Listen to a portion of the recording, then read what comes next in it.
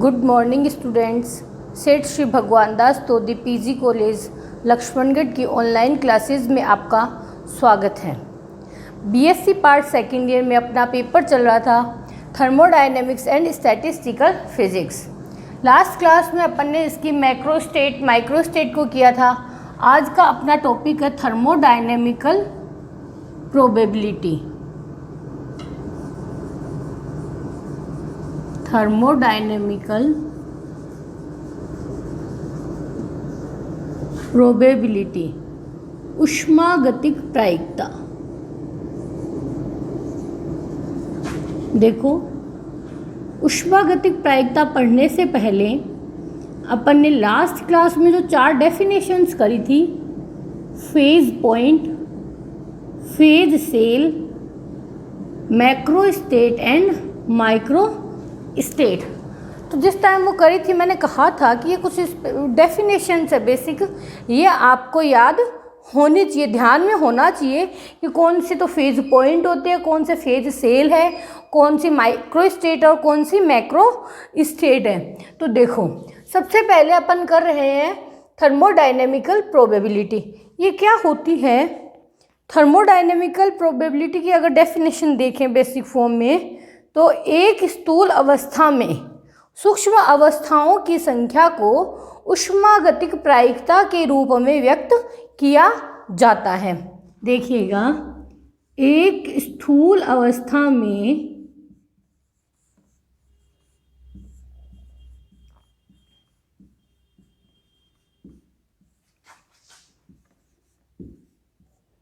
सूक्ष्म अवस्थाओं की संख्या,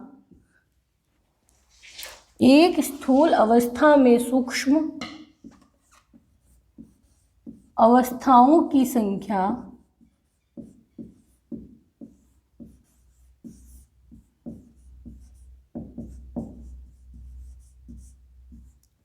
ऊष्मागतिक प्रायिकता के रूप में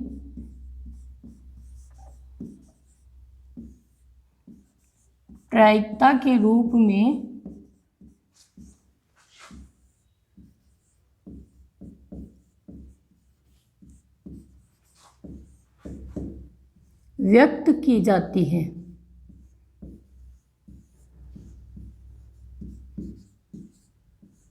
देखो, ये तो है इसकी डेफिनेशन। आगे अपन इसमें करेंगे कि जो मैथमेटिकल फॉर्म में आपको कैसे पूछा जाता है। जैसे अगर इसका फॉर्मूला देखें तो इसको व्यक्त किया जाता है W से, ये फैक्टोरियल n बट्टा फैक्टोरियल n1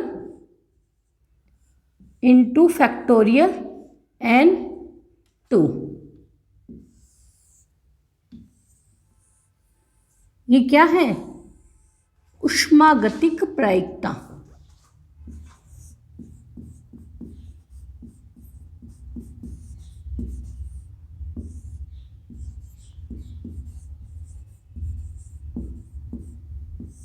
देखो, स्थूल अवस्था में सूक्ष्म अवस्थाओं की संख्या, जैसे कि ये है W equals two factorial n upon factorial n1 into factorial n2।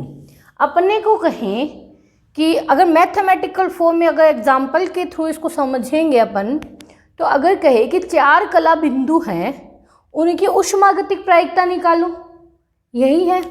तो देखो, ये तो क्या है? n इक्वल्स टू 4, ये क्या है? कला बिंदु, फेज पॉइंट्स। ठीक है, इनके क्या निकालनी है अपने को? Thermodynamical probability.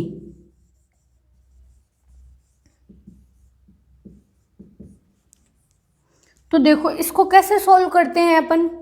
पहले तो अपन ने क्या पढ़ा था कि मैक्रो स्टेट में क्या है? कला बिंदुओं का वितरण अपन पढ़ते थे, और माइक्रो स्टेट में कला बिंदुओं के वितरण की विधि। तो यहाँ पर तो क्या है? 4 है जो कला बिंदु है, इनके वितरण को क्या है? स्थूल अवस्था में प्रकट किया जाता था। तो अगर अपन ने क्या ली कि स्थूल अवस्था किसमें? किसी कला कोष्ठिका में, तो अपन ने 2 कला कोष्ठिका ली।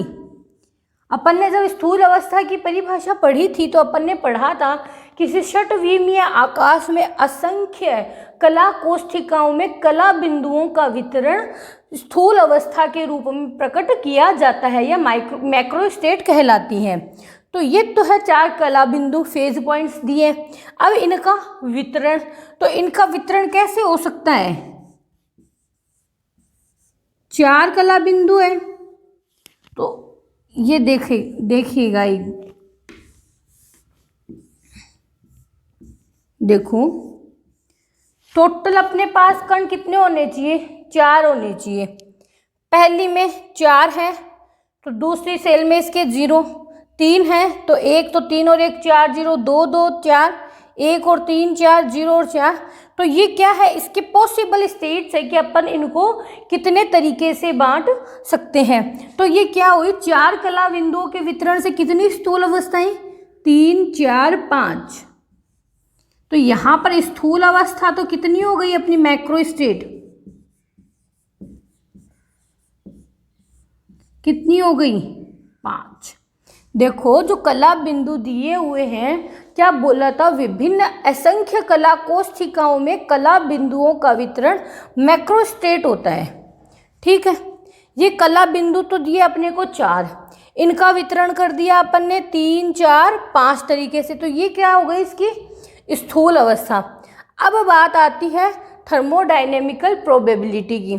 तो फॉर्मूला क्या है अपने पास? ये, और स्पेसिफाई एन दे रखा है अपने को 4। तो देखो इसको कैसे लिखेंगे अपन, इसको कैसे फाइंड आउट करते हैं। ये स्थूल अवस्थाएं मैं इधर लिख रही हूँ, कितनी है? 5। अब देखो पहली स्थूल अवस्था की प्रायिकता, फर्स्ट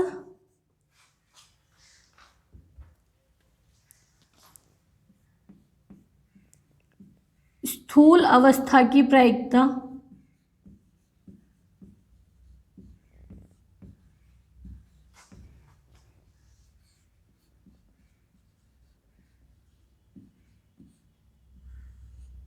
देखो, पहली स्थूल अवस्था की प्रायिकता करोगे तो फर्स्ट के लिए ये फर्स्ट, ठीक है। इसकी लिखोगे तो फैक्टोरियल 4, एन तो क्या है अपने पास? 4 दिया हुआ है। तो देखो अपने पास क्या गिवन है? Given that n equals to 4। और n1 n2 कहाँ से निकालेंगे? यहाँ से। ये वाले क्या है? n1, ये क्या है? n2। ये क्या है? फेज सेल्स है 2, जिनमें अपन ने इनको डिस्ट्रीब्यूट किया है कला बिंदुओं को, फेज पॉइंट्स को इन फेज सेल में अपन ने डिस्ट्रीब्यूट किया है। तो यहाँ से इसको देखेंगे तो फर्स्ट जो प्रायिकता निकलेगी वो क्या होगी? फैक्टोरियल n, मतलब कि ये फैक्टोरियल n फर्स्ट के लिए। तो n1 और n2 क्या है? 4 और 0। तो फैक्टोरियल 4 फैक्टोरियल 0, फैक्टोरियल 0 की वैल्यू 1 होती है। ये 4 4 इक्वल है तो ये कैंसिल होकर क्या बनेगा यहाँ पर? फर्स्ट। ये फर्स्ट स्थूल अवस्था की ऊष्मागतिक प्रायिकता है, ठीक है। फिर वही सेकंड की निकालेंगे अपन। n अपना फिक्स है, फैक्टोरियल n। दूसरा n1 और n2 क्या है? फैक्टोरियल 3 और 1। तो ये फैक्टोरियल 3 और ये फैक्टोरियल 1। फैक्टोरियल को कैसे लिखते हैं? फैक्टोरियल 4 की वैल्यू क्या होती है? 4 इंटू 3 इंटू 2 इंटू 1। यहाँ इसकी लिखेंगे फैक्टोरियल 3 की तो 3 इंटू 2 इंटू 1, और फैक्टोरियल 1 की वैल्यू 1। तो ये देखो ये कैंसिल हो जाएगा, ये 1 से डिवाइड करेंगे तो क्या बचेगा यहाँ पर? 4। ये क्या है? सेकंड स्थूल अवस्था, सेकंड में मैक्रो स्टेट की आपकी थर्मोडायनेमिकल प्रोबेबिलिटी। थर्ड वही फैक्टोरियल n अपने पास क्या है? फिक्स है। ये देखेंगे तो फैक्टोरियल 2 और फैक्टोरियल 2, n1 n2 की वैल्यू, ये फैक्टोरियल 2 फैक्टोरियल 2। इसको देखेंगे तो 4 इंटू 3 इंटू 2 इंटू 1, यहाँ से करेंगे 2 इंटू 1 इंटू 2 इंटू 1। इस 2 से ये 2 कैंसिल हो जाएगा, 2 से इसको कैंसिल करेंगे तो क्या बचेगा? 2। तो ऊपर क्या बचा, 3 इंटू 2 इक्वल टू 6। ये क्या है, थर्ड स्टेट की। ऐसे ही जब फोर्थ निकालेंगे अपन, तो फैक्टोरियल 4 तो फिक्स है, 1 और 3, फैक्टोरियल 1 फैक्टोरियल 3, इसकी वैल्यू क्या आएगी, 4 into 3 into 2 into 1 upon 3 into 2 into 1, वापस अपने को क्या मिली, 4। ऐसे ही फिफ्थ स्टेट की निकालेंगे तो क्या है, n1 की वैल्यू 0 है, n2 की वैल्यू अपने पास 4 है, तो फैक्टोरियल 4 अपॉन फैक्टोरियल 0 फैक्टोरियल 4, वही कैंसिल होके क्या बचेगा, 1। तो अब देखिएगा आपके पास ये तो क्या है, थर्मोडायनेमिकल प्रोबेबिलिटी, फर्स्ट के लिए, सेकंड की, थर्ड की, फोर्थ की और फिफ्थ की। अब आती है ये क्या है, 1, 4, ये तो थर्मोडायनेमिकल प्रोबेबिलिटी है, किस में निकाली है, स्थूल अवस्था में, तो इसी को सूक्ष्म अवस्था के रूप में भी प्रकट करते हैं। तो टोटल जो सूक्ष्म अवस्थाएं होंगी वो कितनी होगी, 1 प्लस 4 प्लस 6 इंटू 4 प्लस 1, ये कितने हुए, 10, 11, 12 और 16। तो जो कुल सूक्ष्म अवस्थाएं हैं, 5 स्थूल अवस्थाओं के संगत कुल जो सूक्ष्म अवस्थाएं हैं वो कितनी है, 16 है।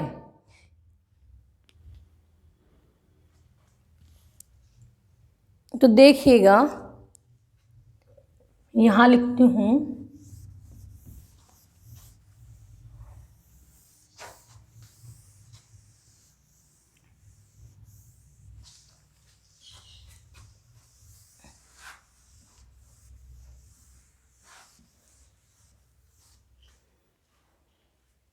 तो देखो 5 स्थूल अवस्थाओं के संगत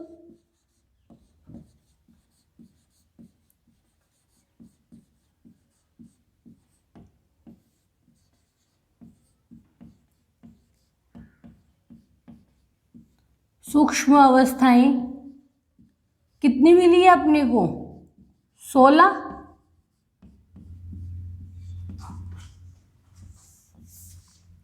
तो देखो ये क्या होगी, 1 plus 4 plus 6 plus 4 plus 1 equals to 16। ये तो क्या मिली है, सूक्ष्म अवस्थाएं। निकालने क्या है, प्रायिकता। तो देखो अब निकलेगी फर्स्ट वाली की प्रायिकता। देखो प्रायिकता निकालने के लिए अपने को क्या क्या करना है, स्थूल अवस्था निकालनी है, उसके बाद प्रायिकता। तो फर्स्ट स्थूल अवस्था, अब ये जो है ना, अब लिखेंगे इसको की प्रायिकता।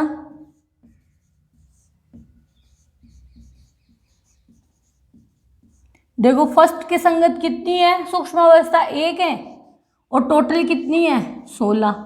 16 में से 1, वैसे ही सेकंड की देखेंगे तो फोर्थ किसके संगत है, 16 के, सब क्या है 16 के रेस्पेक्ट में निकलेगी जो टोटल आया है। वैसे ही थर्ड की लिखेंगे तो कितनी आएगी, 6 डिवाइड बाई 16। फोर्थ की लिखेंगे तो क्या मिलेगा अपने को, 4 डिवाइड बाई 6।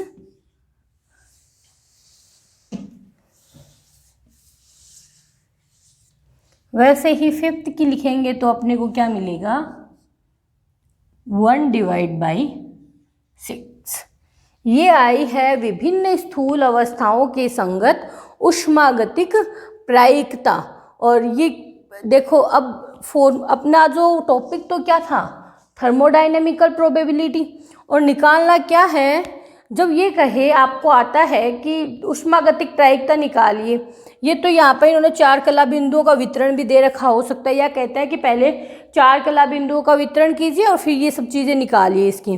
तो अपन ने स्थूल अवस्था की प्रायिकता, यहाँ पर मैंने स्थूल अवस्था की प्रायिकता इसीलिए लिखा है कि प्रायिकता करेंगे तो पहले अपने को क्या फाइंड आउट करना है, सूक्ष्म अवस्था। आगे तुम्हें कंफ्यूज नहीं होना है कि प्रायिकता लिखा है तो सबसे पहले बस डायरेक्ट प्रायिकता निकल जाएगी 1/16 4/16, नहीं, पहले क्या निकलेगी, सूक्ष्म अवस्था। इसलिए मैंने लास्ट क्लास में आपको कहा था कि ये जो ये मैक्रो स्टेट और माइक्रो स्टेट है, इनको अच्छे से आपको देखना है। अब देखो एक एग्जाम्पल करते हैं अपन।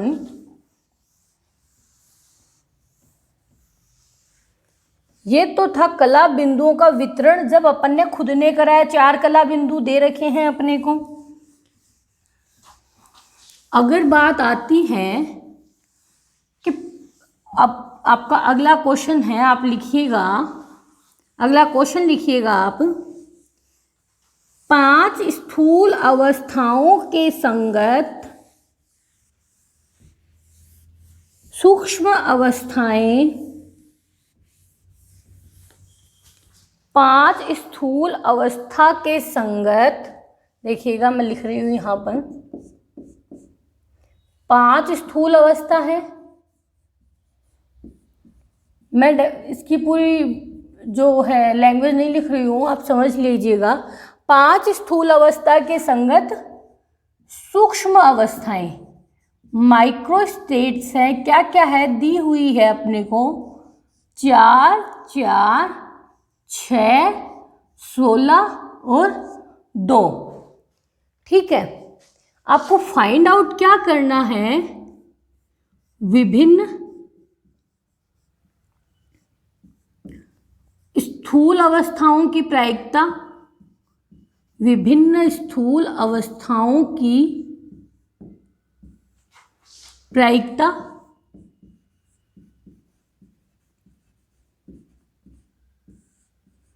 दूसरा फाइंड आउट करना है यदि इस निकाय में कोई जो है राशि है अक्स व अक्स स्क्वायर हो तो उनका आपको औसत मान ज्ञात करना है।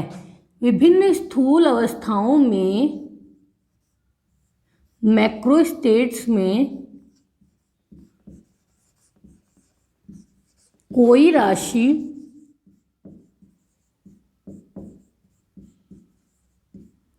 अक्स व अक्स स्क्वायर हो तो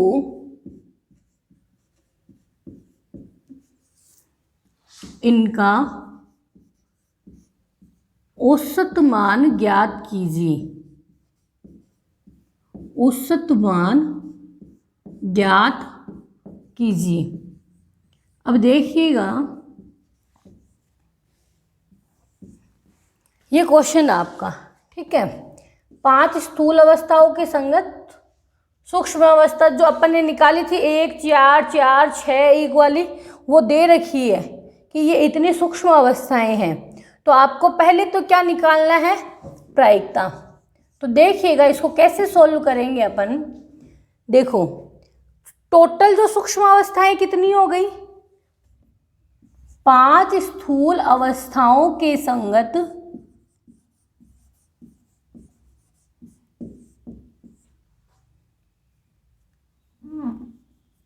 अवस्थाओं के संगत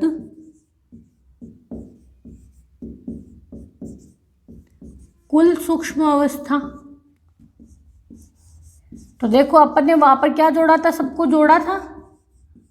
तो यहां पर अपने को दी हुई है, फाइंड आउट नहीं करनी है W1 W2 W3 W4 से। देखो जब क्वेश्चन इसको 2 पार्ट कर दिए, बढ़ाना था तो ये डायरेक्ट दे दी, तब सीधा पूछा था तो उसको अपने को फाइंड आउट करना था। तो ये एग्जामिनर पर डिपेंड करता है कि वो कैसे देना चाहता है। इनको जोड़ो, कितना आएगा, ये आएंगे आपके 32। ये 32 क्या है, आपकी टोटल सूक्ष्म अवस्थाएं हैं। प्रायिकता क्या पड़ी थी, वही इस 32 के रेस्पेक्ट में यहां से प्रायिकता। तो फर्स्ट स्थूल अवस्था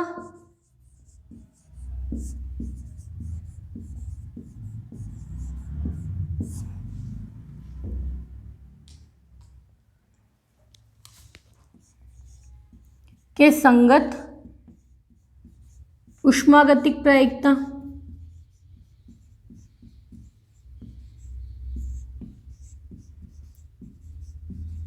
तो देखिएगा फर्स्ट के संगत निकालोगे तो वही 4 डिवाइड बाई 32, वही सेकंड का जब करोगे तो 4 डिवाइड बाई 22 इसका भी,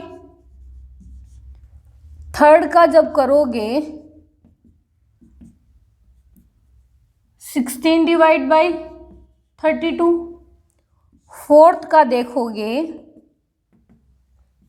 16 डिवाइड बाई 32, फिफ्थ का देखोगे तो आपको मिलेगा 2 डिवाइड बाई 32।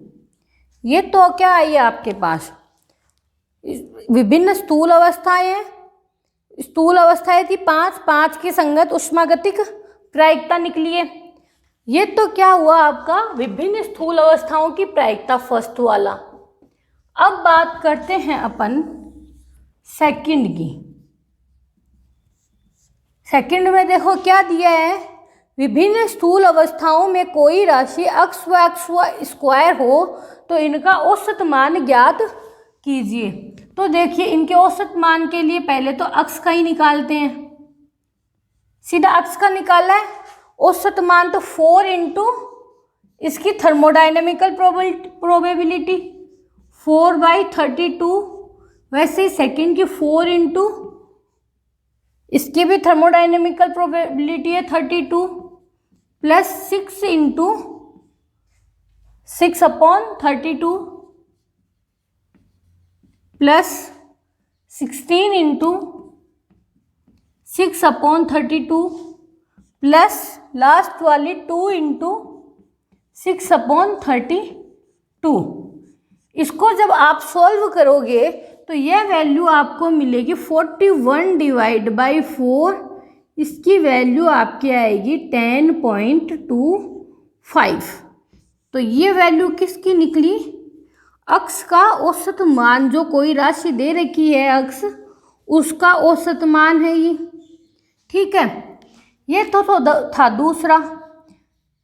इसी दूसरे में क्या है, अक्ष स्क्वायर की क्या लिखा, अक्ष स्क्वायर का कोई राशि अक्ष व अक्ष स्क्वायर हो तो ये निकाल लिया। अब क्या करेंगे, इसको निकालेंगे।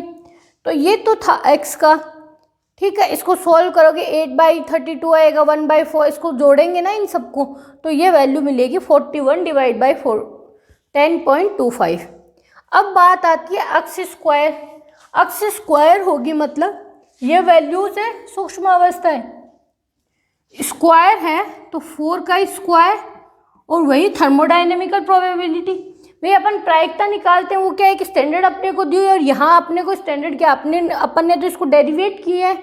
तो फर्स्ट के लिए 4/32, सेकंड के लिए 4 स्क्वायर इंटू 4/32 प्लस थर्ड के लिए लिखेंगे तो 6 स्क्वायर इंटू 16/32, फोर्थ का लिखेंगे तो 16 square into 16/32 plus 2 square into 2/32। इसको जब सॉल्व करेंगे तो ये वैल्यू आएगी अपनी 625 डिवाइड बाई 4। इसको जब लिखेंगे अपन, इसको सॉल्व करेंगे तो ये वैल्यू आएगी आपको 156.25। इसको देख लीजिएगा एक बार।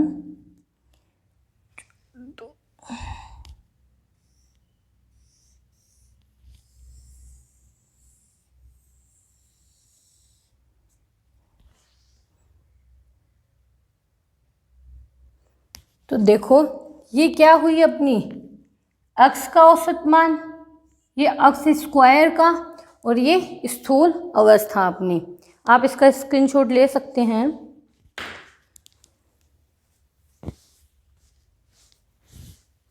देखिएगा स्टूडेंट्स, ये थी अपनी थर्मोडायनेमिकल प्रोबेबिलिटी अपन ने पढ़ी, उसका फॉर्मूला पढ़ा और उससे देखो मैक्रो स्टेट और माइक्रो स्टेट के बगैर आप कोई थर्मोडायनेमिकल प्रोबेबिलिटी को फाइंड आउट नहीं कर सकते, क्योंकि जब आपको माइक्रो स्टेट्स डायरेक्ट नहीं दी हुई है तो आपको क्या करना पड़ता है, पहले माइक्रो स्टेट्स निकालनी होती है, उसके बाद थर्मोडायनेमिकल प्रोबेबिलिटी निकालनी होती है। तो अगला एक एग्जाम्पल और है, वो अपन नेक्स्ट क्लास में करेंगे। Thank you.